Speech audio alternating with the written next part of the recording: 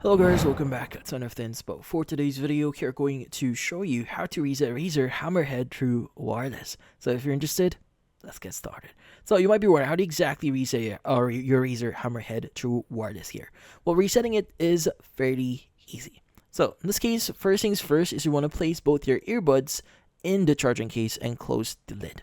Now leave them there at least for about 5 seconds. Then in this case, this actually helps refresh their connection. Now next is you want to go and open up the case here and press and hold the touch sensors on both the earbuds that you have here at the same time for about 4 seconds. You should hear a tone here. So this means they've entered pairing mode.